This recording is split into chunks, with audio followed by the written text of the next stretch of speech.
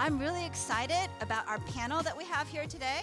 I will say I personally use all of the products that these panel members represent, so I'm really excited to hear what our product leaders have to say about building better products for better lives. So with that, I'd first like to introduce our panel moderator for today, Prolific Interactive's VP of Product, Fiona O'Donnell-McCarthy. Fiona, why don't you come up?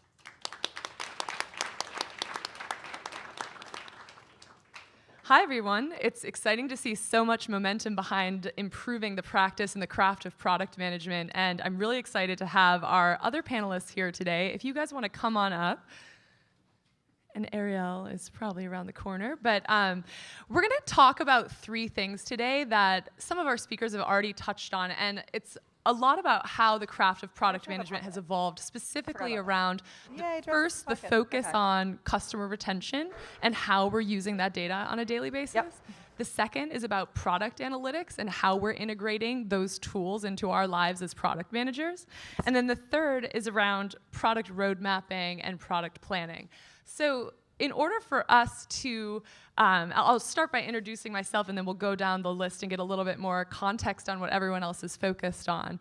But Prolific Interactive is a mobile agency focused on product strategy, design, development, and growth, and I'm our VP of Product Management. And Sam, why don't we start with you? Why don't you introduce yourself? Sure. So, is this working okay? The mic's not working. Check. Test. Can you guys hear me? How about now? Ooh. Okay, we can share the mic. Okay, so hello everyone, excited to be here. I'm Sam, I'm a lead product manager at the Skimm, and if you're not familiar with the Skimm, our goal is to help female millennials live smarter lives.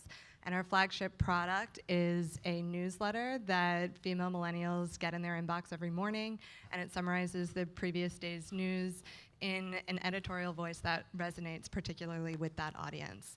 Now, I just joined the company a month ago, but my focus so far is helping drive this audience to the polls for the 2018 midterm elections. So I can talk a bit about that, and I'll also be referencing my last job, which was also a senior PM at Asana, which is project management software. Okay, can you hear me? Yes.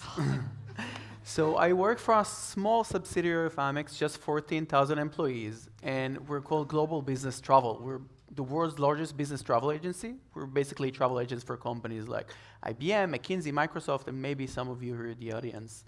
For Amex, I lead our traveler products. It's 2 mobile apps for itinerary management, 2 web portals, and a duty of care solution that lets travel managers visualize their travelers on a map and send them messages if they need.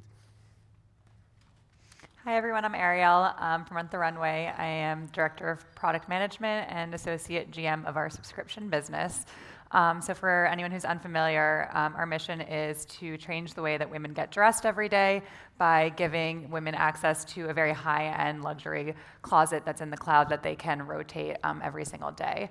And so my main metric that I am in charge of managing is customer loyalty. So how do we keep customers and members specifically as part of the subscription for longer periods of time and make it a better experience, something that they want to stay in very long term. Cool. Hey everyone, my name is Dave Packles. I'm a founding member of the product team at Peloton. For those who don't know what that is, Peloton is basically aiming to bring the energy of a boutique class to the home. So our first product, the Peloton bike, essentially offered members the ability to take a live class stream just down the block on 23rd Street live or access a library of over 10,000 on-demand classes. And it's built up a crazy following, incredible retention, and super exciting product to work on. So basically, my goal is to kind of keep members retained, reduce churn, but our overall goal is building the most innovative fitness platform on the planet, and so I'm excited to talk to you a bit about that today. Awesome. So jumping into our first topic of conversation, which is around customer retention, we talked earlier about how metrics have changed from things like looking at visits and conversion to focused on long-term retention. And so starting with you, Arielle, I mean, obviously subscription fashion, retention's a top focus of yours. How do you measure retention, and how do you get in front of churn before it's too late? Yeah. So I think what's really interesting about subscription at Rent the Runway in particular is that we started as an event rental company, and we've really invested in subscription. And part of that is that the growth has been insane, way higher than we expected. We're growing 150% year over year.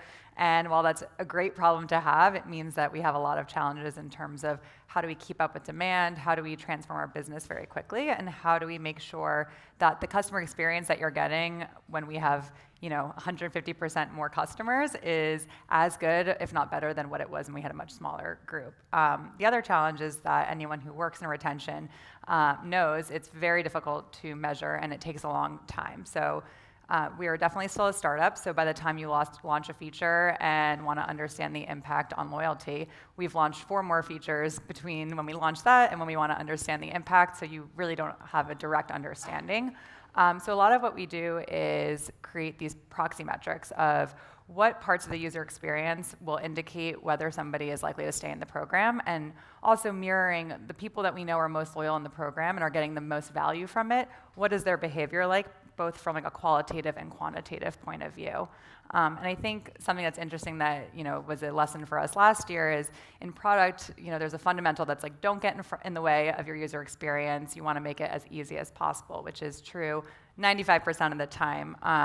We were very hesitant to sort of block our user experience to really understand the most important part of their customer experience, which is what is the impact that the clothes that they're getting from us are having. Are they wearing it? How much do they love it? How many times are they wearing it? So we had some of these, I would say, like more vanity metrics that we were able to understand, but we weren't really understanding the relationship between the customer and the product directly. So last year we launched this thing we call the happiness survey, and every time a customer returns items to us, we ask them questions about, did you wear it? How many times did you wear it? How did it fit? And it improves their experience the more data that they give us. And we found that our customers were more than willing to give us above and beyond what we were asking for. In the 6 months that we launched the program, we have collected more data from our subscriber base than we had gathered in 9 years of Rent the Runway from like our event rental business. So it was definitely a good learning of when sometimes you have to know your customer and know what they're looking for in order to really understand long-term what you need to be measuring. That's awesome. And I think your reviews functionality is an example of an opportunity where people are really excited to share because of the benefit of having that data at their fingertips again. Well, Sam, thinking about the Skimm, that's really the whole premise was that it's a daily use product. It's a daily use subscription. So that and Asana, your goal is to be a part of everyone's daily habit and daily ritual. So how did you think about measuring customer retention in both of those cases?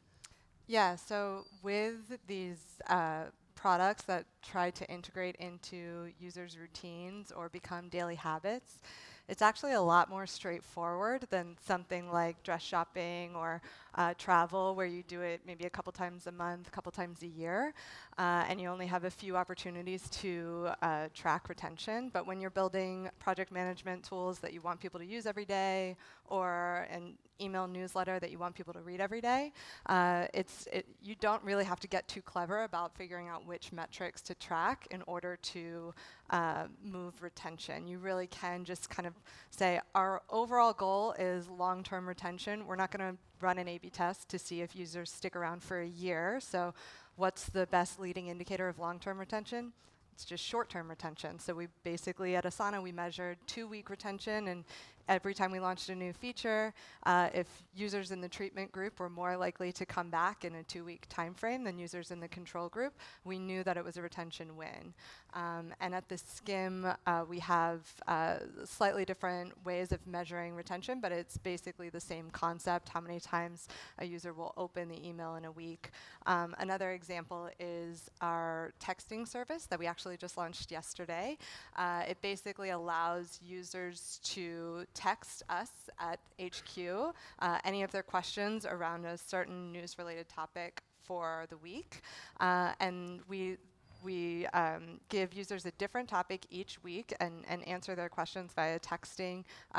So if they messaged with us the previous week and they come back the following week, again, that's a really easy way for us to check off how that feature is improving or helping or hurting retention. Awesome. Well, so David, you have a different challenge because buying a Peloton bike is a big decision. It's a really considered purchase, and I'm assuming that, how many of you have a Peloton? Lucky few. One, two.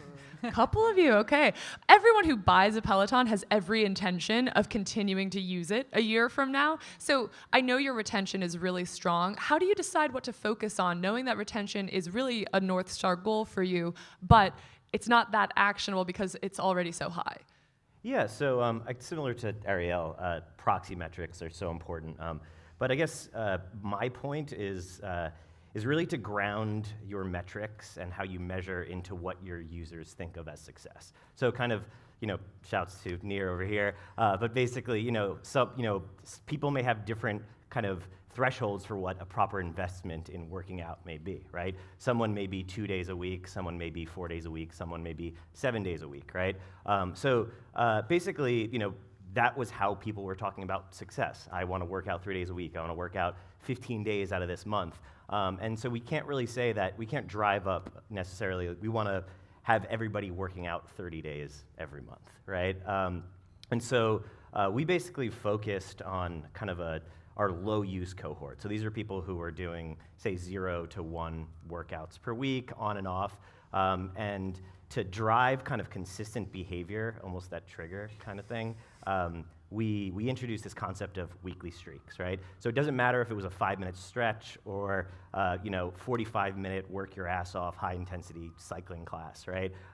We basically rewarded you for just showing up and for continuing that streak.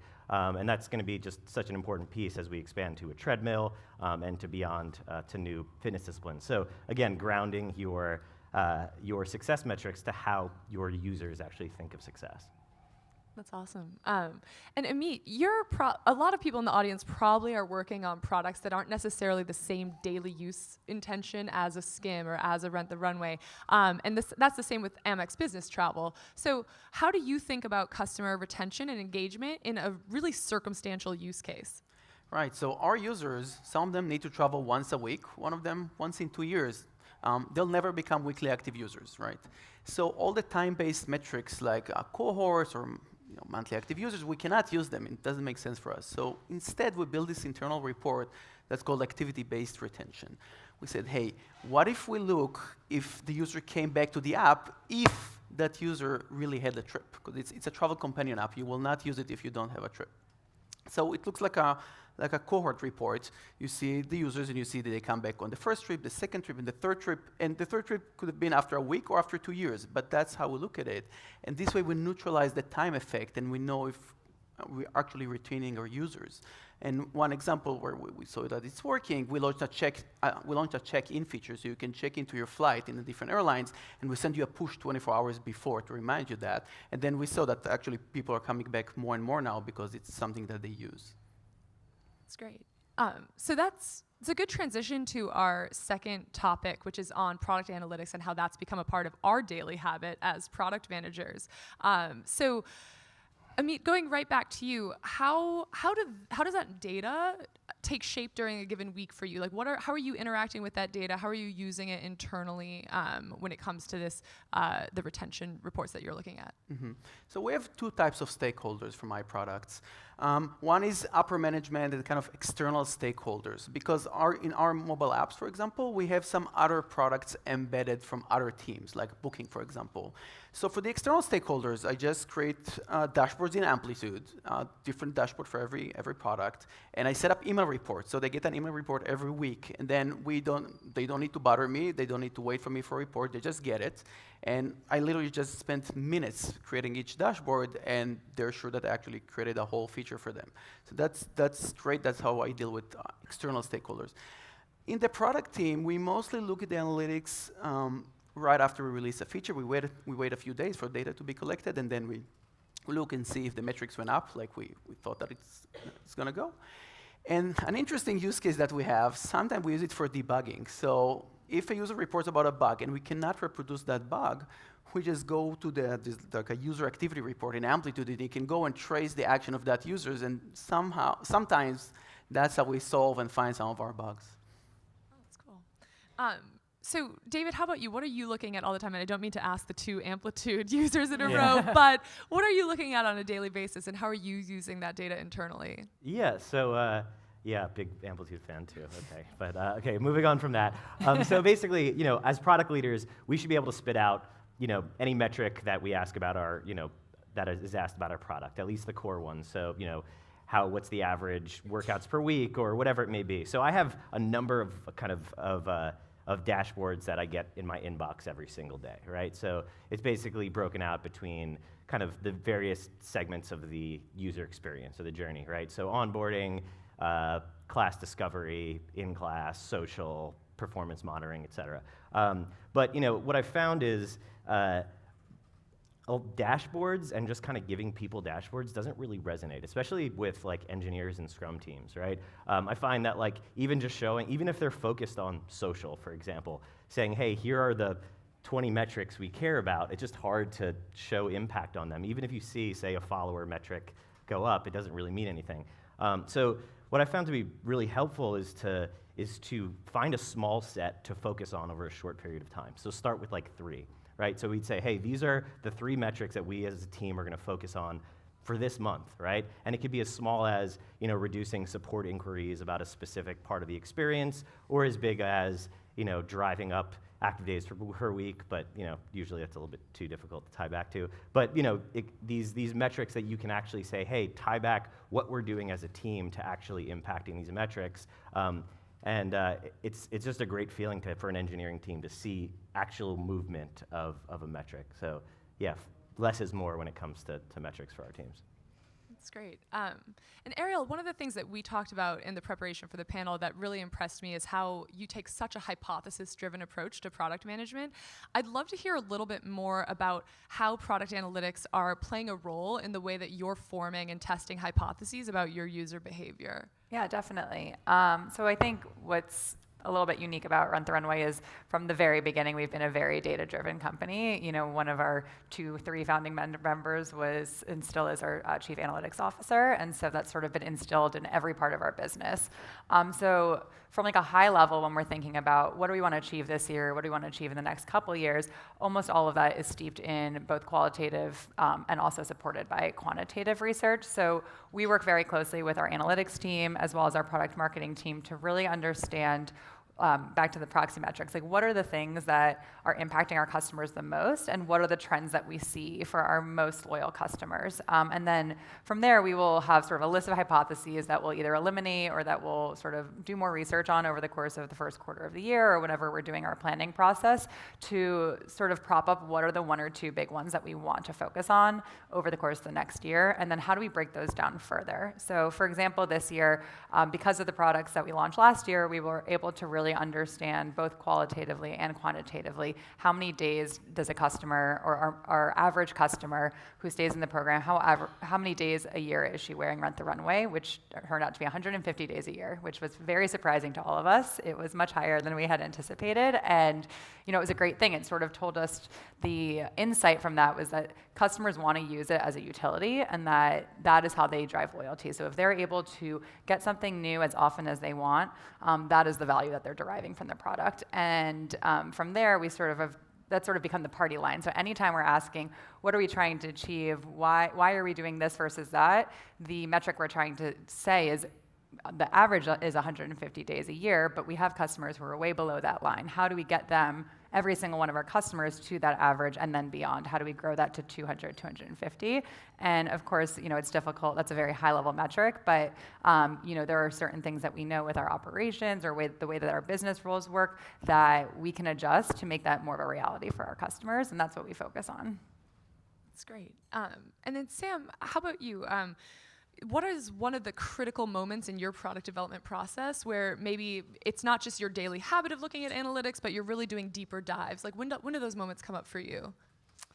Yes. So, I mean, it's been mentioned on the panel a couple times to Arielle's point. Like, obviously, at the beginning of a development cycle, when you're trying to understand, where are the opportunities you want to invest your resources. Amit mentioned once a feature launches, you obviously want to check data to see how it's performing. But one of the really critical times that I actually learned just from my short period at the Skimm so far is to dig into data a couple months after your feature launches. And it's very, very easy to forget that. So to give an example of why that can be valuable, when the Skimm launched their first mobile app, there was this underlying assumption that all of the mobile app users would move through this funnel where they start with the daily Skimm newsletter, get familiar with the brand, get familiar with the product from there, and then can eventually install the app and kind of hit the ground running. So we didn't invest a ton in onboarding or new user experience for that mobile product based on this assumption. And sure enough, at launch, that was the case. So we were like, great, check. Several months later, we refer back to the data and we kind of see what the funnel looks like, and it's completely changed. The majority of our mobile users were actually installing the app and signing up for the newsletter either on the same day or not even signing up for the newsletter first and starting immediately with the app. And now that totally debunks this myth that we didn't need to invest in onboarding or new user experience. So once we kind of dug into that data and invalidated our assumption, we then pivoted and rejiggered our roadmap a little bit in order to invest in that onboarding experience to support those users. So that's just a good example of like, you never know how these features and these products are going to perform several months after launch, and it's really easy to just see at launch like A/B test win, done, but it can be really valuable to go back and revisit. That's awesome. And I love hearing all these stories. And one thing that's so powerful is how much easier it has become over the past decade to get the right data in your fingertips and to interact with it on a daily basis with a lot less effort invested. And so it's great to hear how you're using this data not only to deliver better user experiences and more customer value, but you're also using it to align internal teams, to inspire your product development teams. And so I want to touch on our third topic, which is more around product strategy, product planning, and road mapping. So we've talked a little bit about how the data can help us inform these hypotheses that we go and test against. But I mean, let's go through a couple of the different ways that you guys are doing product planning. So Amit, you're at the biggest company here by 2 orders of magnitude. How are you aligning such a large and complex organization around a unified product strategy? So lately we started practicing service design. Now what service design is, and we actually changed our org structure to support service design, and we brought coaches in to coach us about it. And the good news is that if you work for a startup, you probably are already doing service design, because service design is about personas, customer journeys, being user-centric, making sure all of your products deliver a coherent user experience. And when you work for a small company, it's easier. You can do some of this in the back of an envelope.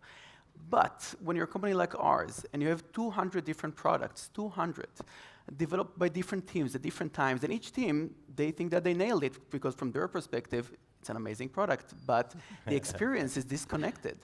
So you really need robust methodology and tools to figure out how to make this coherent experience. So one example of something that we've done, we looked only at our US middle market segment, only on the onboarding stage. And we had this Excel that's mapped all the communication that we have with those customers just on the onboarding stage. And it turned out to be a huge Excel file. And what we found out was that different teams were talking to the customer, delivering conflicting messages, and not even aware of each other. And once we had that, we went to the upper management, we asked for budget to fix it. And in this example, we reduced the onboarding time from 2 months to 2 weeks. 2 months to 2 weeks, and that's before even writing a single line of code. So if you work for a large company, Google service design. That's awesome. On the opposite side of the coin there, Sam, you've seen two rapidly growing companies that were smaller with Asana and the Skimm. And I'd love to hear from you, as those companies got bigger and bigger, how did you maintain the sense of agility and have the right balance of having a plan and having a strategy that everyone was aligned around, but at the same time keeping that sense of optimization and iteration that you had in your early days? Yeah, so I'll draw on my experience at Asana because I haven't seen the full cycle at the Skimm, but hopefully we can incorporate some of this thinking. But what I really liked about the way Asana was structured is that we split the year up into 4-month increments that we called episodes. And at the beginning of each episode, the entire company would drop what they were doing, and we would spend a week called Roadmap Week planning out how we wanted to invest our time for the next 4 months. And every team, and a team is essentially like a product squad where you have a mix of engineering, design, user research, analytics, product management. Each team was fully autonomous and responsible for either solving a particular problem or hitting an objective or lifting a core metric. And then that team during Roadmap Week was responsible for coming up with a game plan for how they were going to move that metric or solve that problem. So I think the most effective strategies that these teams took on was to spend a period at the beginning of the episode experimenting and really scoping down a very tight MVP and giving themselves enough room to optimize and incrementally add features on top of that MVP before the end of the episode. And if that worked properly, then you could definitely isolate each incremental change after the MVP and measure its impact alone. So by the end of the episode, you had a series of test results, and you can see varying degrees of impact. And so if at the end of the episode boundary, you were like, hey, we're still getting a lot of bang for our buck with each incremental improvement on this MVP, let's spend another episode optimizing for it. And you had a really strong case to make with stakeholders. But if you were seeing diminishing returns on each incremental improvement, it was kind of a natural reaction to say, okay, I think it's probably best to disband this team and move on. And what made that kind of easy was that we were operating in a system with these episode boundaries and these roadmap weeks that the entire company was supporting. So we didn't have to, I've worked in other organizations where you kind of have to fight and say, like, we launched an MVP, but like there was like a really long list of stuff we cut that we need to get back in there, and then you have to like fight tooth and nail to hang on to your team. But setting up a system with episodes and roadmap weeks eliminates that hassle. So that was really nice. That's awesome. I think a lot of people empathize with the challenge that you referenced, and I think it's a really innovative model that hopefully all of us can take some elements of that back into our businesses. I loved the hashtag future PM. I think that kind of slipped by, but I saw it up on the board earlier, and it was really awesome to see. I think all of you represent hashtag future PMs. You're all doing really innovative things, and it's great to meet the people behind all these products that a lot of us are interacting with on a daily basis. So with that, thank you so much. I'd love to open it up to questions if we have time. No, we don't have time. So thank you so much, everyone. Yeah.